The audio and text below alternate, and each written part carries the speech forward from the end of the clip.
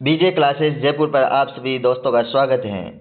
हम स्वागत करते हैं आप सभी दोस्तों का हमारे बीजे क्लासेस जयपुर पर। आरबीसी प्रमाणित पुस्तक की कक्षा 8 की जो सीरीज चल रही है हमारी, उसमें आगे अपन लोक संस्कृति पढ़ रहे हैं।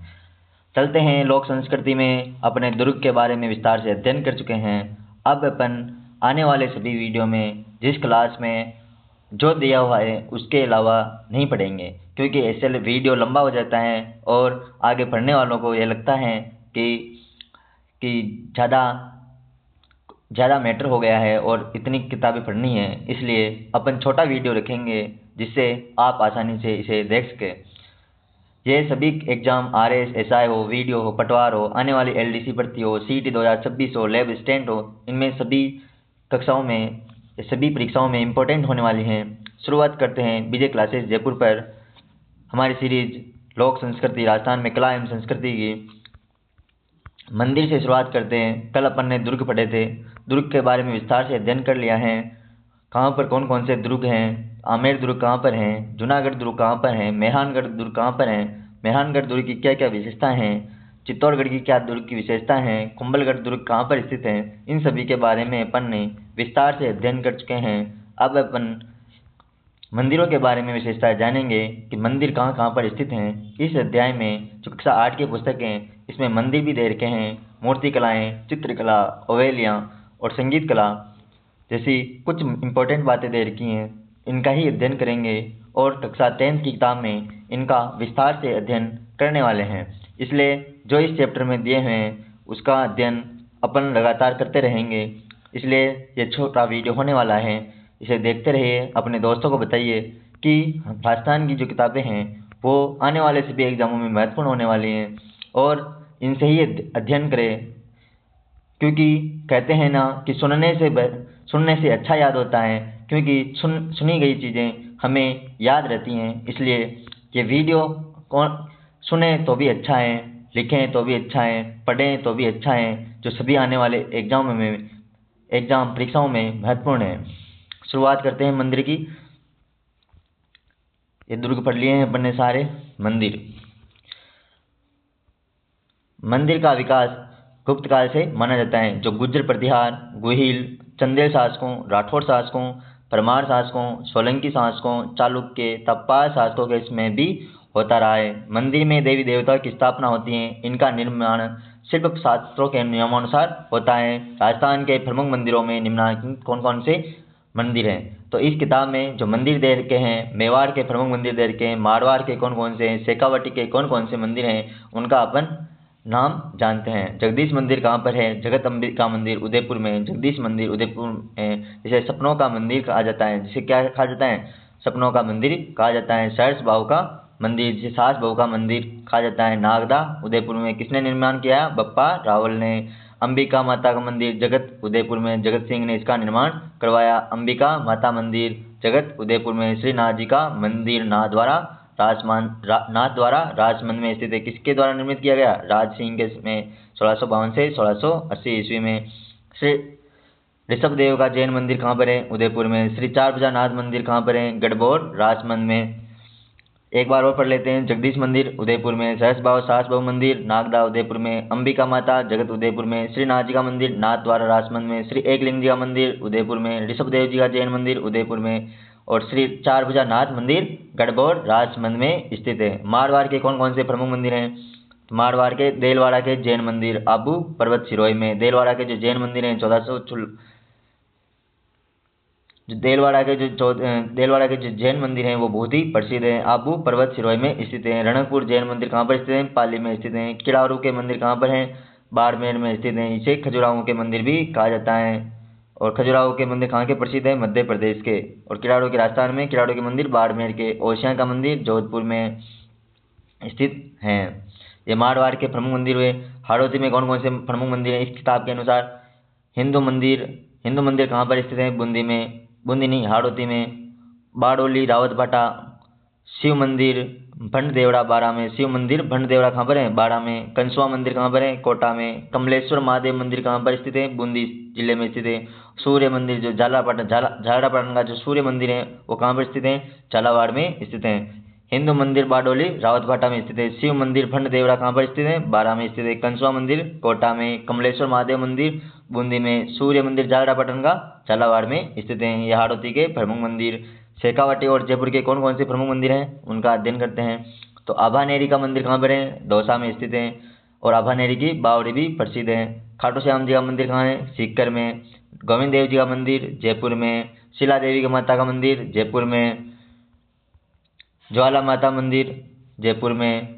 इसके अलावा मंदिर प्राय किसका कौन बनाए थे? मंदिर प्राय राजा महाराजाओं, रानियों, जागीरदारों, श्रेष्ठियों, जनसामान्य के स्त्री पुरुषों के सहयोग से समय पर निर्मित हुए हैं।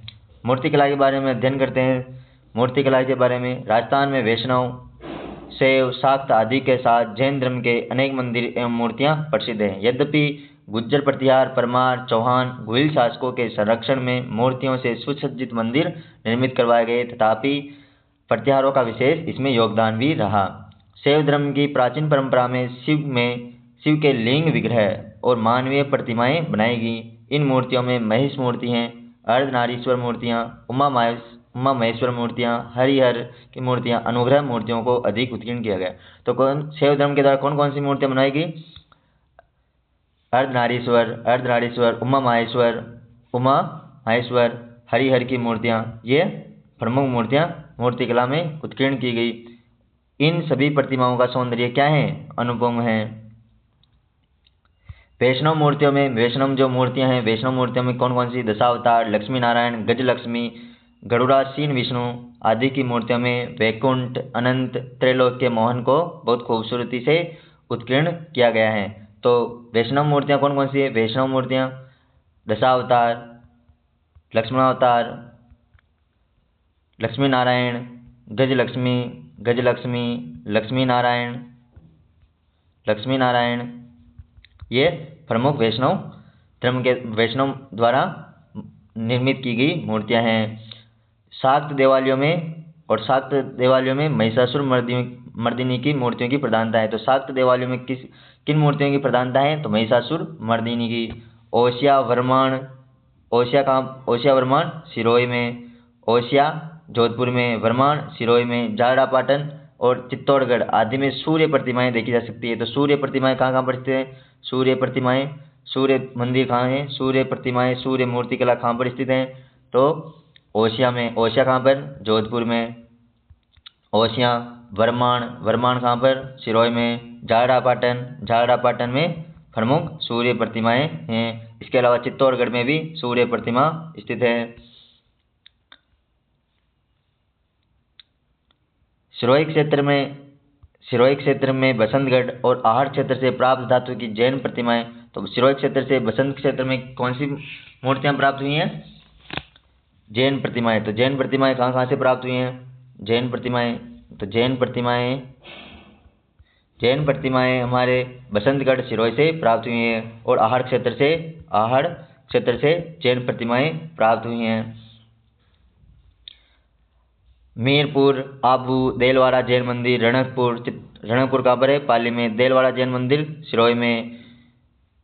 चित्तौड़गढ़, ओसिया की जैन मूर्तियां विशेष उल्लेखनीय हैं। मूर्तियों में परिधान, जो उनके कपड़े थे, उनके आभूषण, केश विन्यास, बाल तथा विभिन्न मुद्राएं मूर्तिकला की विशेषताएं थी। और इन सभी जो मूर्तियां थी, इनकी विभिन्न विशेषताओं में परिधान, आभूषण, केश विन्यास तथा विभिन्न मुद्राएं मूर्तिकलाओं की क्या थी? विशेषताएं थी। इस प्रकार शैव धर्म, वैष्णव धर्म और शाक्त देवालयों में महिषासुर मर्दिनी की मूर्तियां, जैन प्रतिमाएं कहाँ पर प्राप्त हुई हैं? तो बसंतगढ़, सिरोही, आहड़ क्षेत्र से, जहाँ पर देलवाड़ा जैन मंदिर, रणकपुर, चित्तौड़गढ़ आदि से जैन मूर्तियां उल्लेखित की गई। मूर्तियां कौन कौन निर्मित करते थे? तो वैष्णव, शाक्त और आदि के साथ जैन धर्म के अनेक मंदिर एवं मूर्तियां प्रसिद्ध हैं। अब चलते हैं आगे इसी चैप्टर के। मोलेला मूर्तिकला। तो मोलेला मूर्तिकला पद्धति क्या है? तो राजसमंद जिले की जो मोलेला गांव है, कुम्हारों ने इस कला को विश्व स्तर पर पहचान दिलाई है। तो विश्व स्तर पर पहचान दिलाने वाले मोलेला कला को कौन थे? तो कुम्हार, कहाँ के? मोलेला गांव के कुम्हार। ये शिव पार्वती की पणिहारी, भैरू जी, हाथी, गणेश, ऊंट, घोड़ा, पुतली, हनुमान, कठपुतली, हनुमान, तोता, चिड़िया, मोर, बांसुरी वाला, शेर की, मगरमच्छ, मूषक आदि लोक देवी देवताओं एवं जानवरों से सज्जित मिट्टी की फड़ बनाते हैं। ये मोलेला मूर्तिकला के नाम से विख्यात हैं। मिट्टी की मूर्तियों को आग में पकाकर बनाने की कला को क्या कहा जाता है? टेराकोटा। तो टेराकोटा क्या है? टेराकोटा क्या होता है?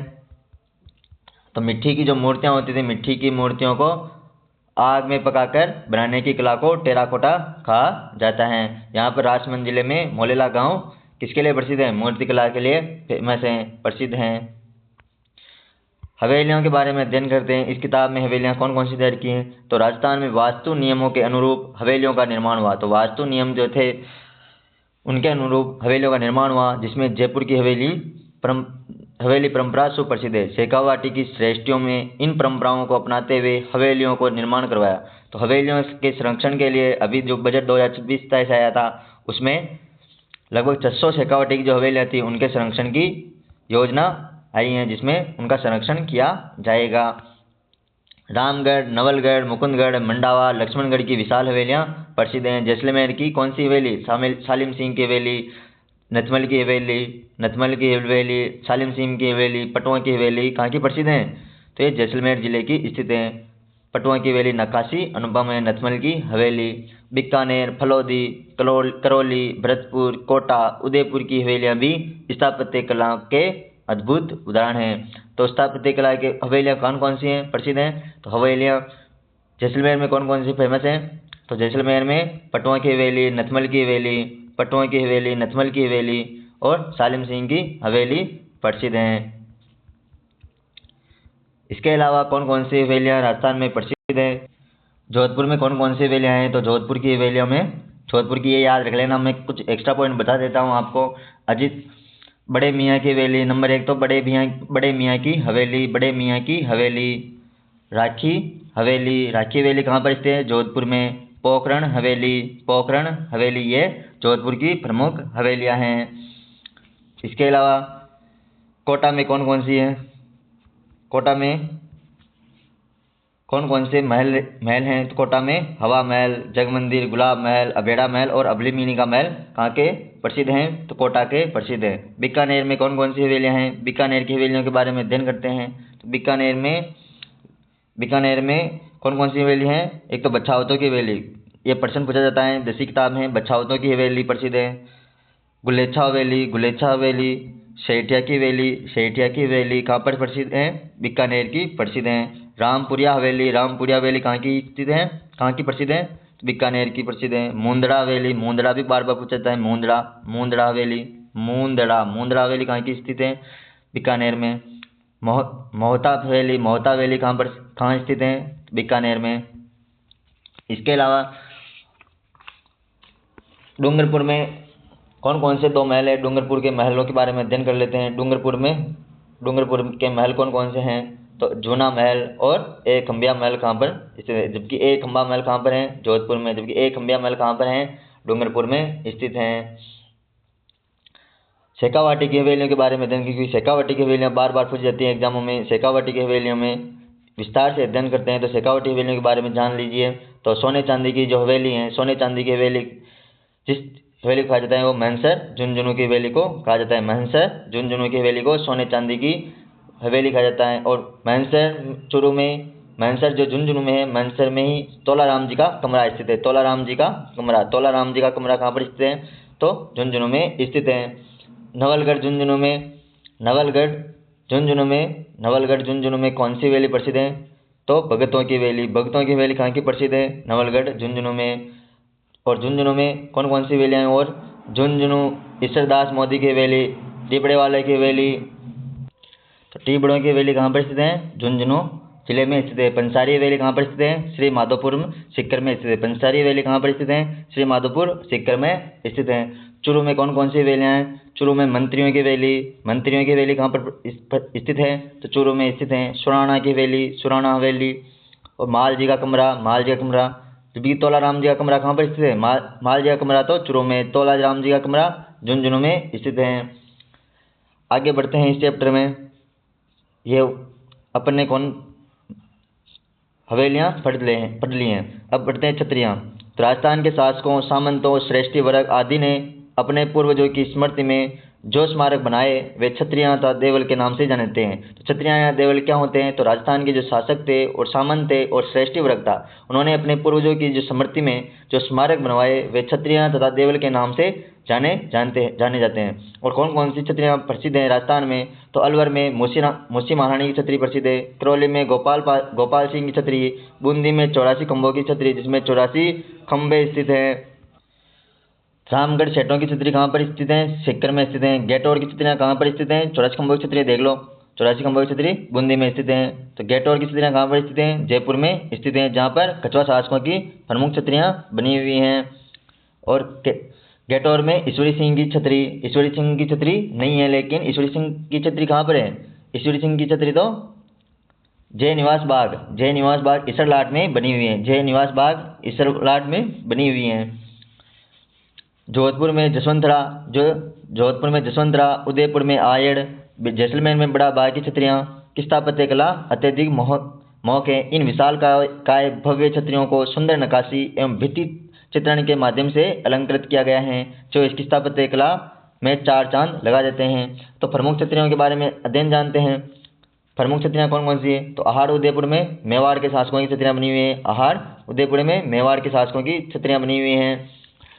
और इसमें सबसे पहले छतरी किसकी बनाई गई थी? अमर सिंह प्रथम की छतरी। पंचकुंड मंडोर पर किसकी छतरियाँ बनी है? तो मारवाड़ के शासकों की कहाँ पर छतरियाँ बनी है? मंडोर पे। पंचकुंड मंडोर पे मारवाड़ के शासकों की छतरियाँ बनी हुई हैं। जसवंतरा जो जोधपुर महाराज के जसवंतरा में जो जोधपुर के महाराजा जसवंत सिंह सेकंड है, उनकी छतरी बनी हुई है। और जसवंत सिंह की छतरी का निर्माण किसने करवाया था जसवंतरा में? तो सरदार सिंह ने। कब करवाया था? 1899 ईस्वी में। कागा की छतरियाँ भी जोधपुर में स्थित हैं। कागा की छतरियाँ कहाँ स्थित हैं? कागा की छतरियाँ जोधपुर में स्थित हैं। और जोधपुर में कागा की छतरियाँ सामंतों की जो जोधपुर के सामंत हैं उनकी छतरियाँ स्थित हैं। बड़ा बाग की छतरियाँ कहाँ पर स्थित हैं? बड़ा बाग की छतरियाँ कहाँ पर हैं? जैसलमेर में स्थित हैं। क्षार बाग की छतरियाँ जिसे छत्र विलास की छतरियाँ कहते हैं, क्षार बाग की छतरियाँ कहाँ की प्रसिद्ध हैं? छतरियाँ कोटा के राजाओं की। और केसर विलास बाग की छतरियाँ बूंदी के राजाओं की प्रसिद्ध हैं। केसर विलास बाग की छतरियाँ बूंदी में। पालीवाल की छतरी कहाँ पर है? जैसलमेर में। पालीवाल जो ब्राह्मण थे उनकी छतरियाँ जैसलमेर में। नाथों की छतरी कहाँ पर है? तो जैसलमेर में नहीं, जालौर में स्थित हैं। जालौर में नाथों की छतरियाँ स्थित हैं। बंजारों की छतरी क्वेश्चन पूछा जाता है बार। बंजारों की छतरी कहाँ पर स्थित हैं? लालसोट दौसा में। मिश्र जी की छतरी पूछी जाती है। मिश्र जी की छतरी कहाँ पर स्थित है? तो मिश्र जी की छतरी नेहड़ा अलवर में। कहाँ पर है? अलवर जिले में स्थित है। गोपाल पाल की छतरी फटीली है। कहाँ पर? करौली में। गंगाबाई की छतरी कहाँ पर है? भिलवाड़ा में। महाजी सिंधिया की पत्नी जो गंगाबाई थी उनकी छतरी कहाँ पर बनाई गई है? भिलवाड़ा में। 84 खंभों की छतरी बूंदी में। इस प्रकार ये छतरियाँ भी कंप्लीट होती हैं। आगे चलते हैं, आगे अपने अध्याय में चलते हैं। चित्रकला पढ़ते हैं। तो राजस्थान में ऐतिहासिक काल से ही चित्रकला का संपन्न रूप रहा है। इसकी कलात्मकता में अजंता शैली के साथ साथ तो विशेषताएं क्या रही हैं चित्रकला की? तो राजस्थान में ऐतिहासिक काल से चित्रकला का संपन्न रूप रहा है। इसकी कलात्मकता में अजंता शैली के साथ साथ मुगल शैली का प्रभाव दिखाई देता है। यह कला राज दरबारों तक ही सीमित थी, परंतु मुगल साम्राज्य के पतन के साथ ही चित्रकार राज्य संरक्षण प्राप्ति के लिए इधर उधर चले गए। तो राजस्थान में जो चित्रकलाएं थी उनकी कितने स्कूल हैं? 4। ढूंढार स्कूल, मेवाड़ स्कूल और मारवाड़ स्कूल और हाड़ौती स्कूल, 4 स्कूल हैं। और इनमें से कौन कौन सी शैलियाँ आती हैं इनमें वो आगे पढ़ेंगे। तब राजस्थानी शासकों ने इन्हें परिचय दिया। मुगल चित्रकारों ने स्थानीय कलाकारों व चित्र परंपराओं के साथ काम कर एक नूतन शैली को जन्म दिया, जो स्थानीय विशेषताओं के कारण स्वतंत्र शैली के रूप में विकसित हुई। और चित्र शैली से तात्पर्य क्या होता है? चित्र बनाने के एक विशेष प्रकार के एक तरीके से होता है। चित्र से शैली से क्या तात्पर्य है? तो चित्र बनाने के एक विशेष प्रकार के तरीके से हैं।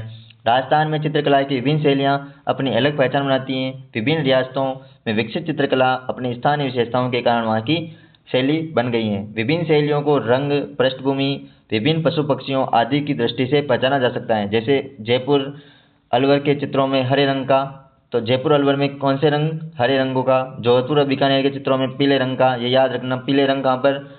जोधपुर और बीकानेर में उदयपुर के चित्रों में लाल रंग का, कोटा के चित्रों में नीले रंग का, किशनगढ़ के चित्रों में सफेद या गुलाबी रंग, बूंदी के चित्रों में सुनहरे रंग का विशेष प्रयोग हुआ है।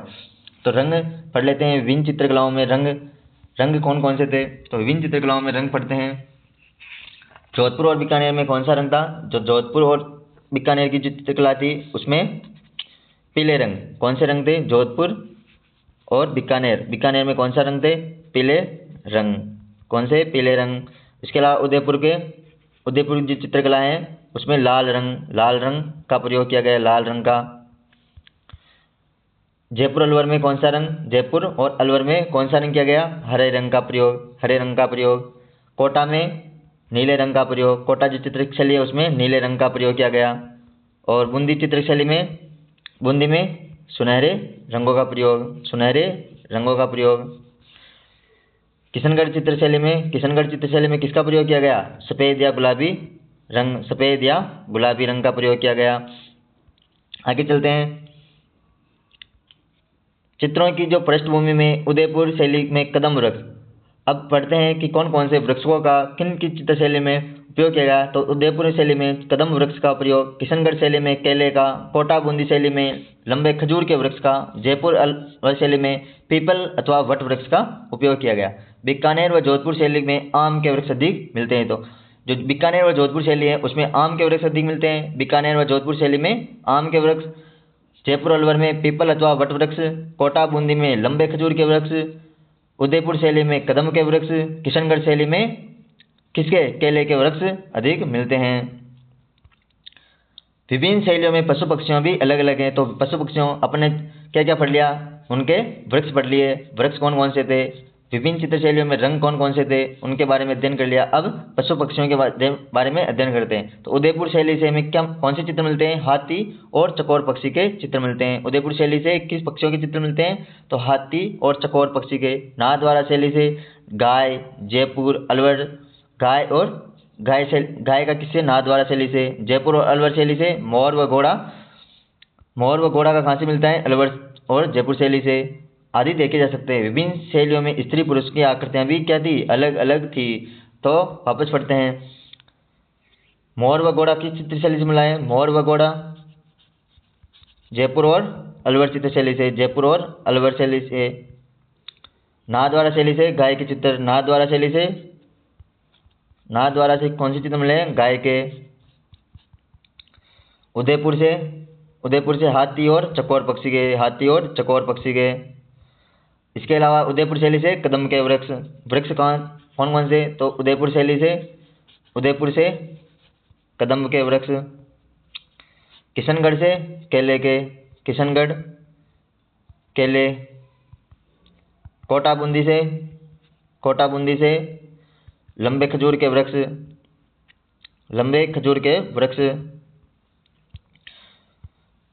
जयपुर और अलवर शैली से किसके चित्र मिले? पीपल तथा वट वृक्ष के। बीकानेर और जोधपुर शैली से आम के चित्र मिले हैं। आगे बढ़ते हैं इसी चैप्टर पे। किशनगढ़ शैली किसके लिए प्रसिद्ध है? बेनी ठनी में नारी सौंदर्य को चित्रित किया गया है। आमेर, जयपुर, जोधपुर व बीकानेर की शैली पर मुगल प्रभाव स्पष्ट झलकता है। तो मुगल प्रभाव किन किन शैलियों पर झलकता है? तो आमेर, जयपुर शैली में, जोधपुर शैली में और बीकानेर की शैलियों में मुगल प्रभाव स्पष्ट झलकता है। प्राय शिकार, मनोरंजन के क्रीड़ाओं व उत्सवों के चित्रों के साथ साथ प्राकृतिक दैनिक जीवन, रीति रिवाज एवं परंपराओं से संबंधित चित्र भी राजस्थान की चित्रशैलियों से मिलते हैं। अब वापस करते हैं संगीत कला। इस चैप्टर में इतना ही है। आगे बढ़ते हैं। राजस्थान में प्राचीन काल से ही संगीत का प्रचलन रहा है। युद्ध के समय उत्साहवर्धक संगीत की ध्वनियों एवं वाद्य यंत्रों की गर्जना से जोश युक्त वातावरण हो जाता था। यहाँ विविध रागों से युक्त संगीत के साथ साथ श्रृंगार से युक्त मान राग भी उल्लेखनीय है। यहाँ के शासकों ने संगीतज्ञों एवं गायकी का सदैव सम्मान किया है। भक्तों ने भी संगीत की विभिन्न राग रागिनियों को प्रचलित तथा प्रसारित किया, जिसमें मीराबाई, दादू, चरणदास जी, दयाबाई, सहजोबाई के नाम विशिष्ट हैं। जो भक्त थे वो कौन कौन से? मीराबाई थी, सहजोबाई, दयाबाई, चरणदास, दादू, ये सभी साधु संत और भक्त थे। संगीत के विविध घराने भी राजस्थान में विकसित हुए। जन सामान्यों के बीच लोक संगीत में संस्कार, उत्सव पर देवी देवताओं के जागरण एवं वैवाहिक गीत भी गाए जाते हैं। राजस्थान की अनूठी कला और संस्कृति यहाँ के दुर्ग, मंदिर, मूर्तिकला, हवेलियाँ, छतरियों से देखने को मिलती हैं, जो हमारी गौरवपूर्ण विरासत है। इसे विरासत को अक्षुण्ण रखना हम सबका दायित्व है। इस प्रकार क्लास जो 8 है उसका चैप्टर 10 कंप्लीट होता है, राजस्थान लोक कला एवं संस्कृति। आगे इसका विस्तार से अध्ययन कक्षा 10 की किताब में दिया हुआ है, उनमें करेंगे। देखते हैं, यह आपको आती हैं इसकी शब्दावली, ये क्वेश्चन है, आ जाएंगे। आपको पढ़ा दिए मैंने। देलवाड़ा का जैन मंदिर कहाँ पर है? आबू पर्वत में। रणकपुर के जैन मंदिर कहाँ पर है? पाली में। श्री एकलिंग जी का मंदिर तो उदयपुर में, ये गलत हो गया। खाटू श्याम जी का मंदिर सीकर में। इनमें से किस दुर्ग का सर्वाधिक उच्च भाग टारगेट कहलाता है? तो कुंभलगढ़ दुर्ग का भाग कहलाता है। ये क्वेश्चन कर दिए हैं मैंने, और ये चैप्टर भी समाप्त होता है। आगे अपन इसी सीरीज के जो तीसरा, चौथा, पांचवा, छठा, सातवां, आठवां और 9वां चैप्टर हैं उसका अध्ययन करेंगे। अब आने वाले वीडियो में अपन इनके बारे में जो दिया हुआ है उनका अध्ययन करेंगे, जिससे हमारी क्लास लंबी ना खींचे। ये सभी एग्जाम जो प्रतियोगी परीक्षाएं हैं वो उनमें इम्पोर्टेंट होने वाली क्लासेज हैं। देखते रहे। धन्यवाद। Thank you so much.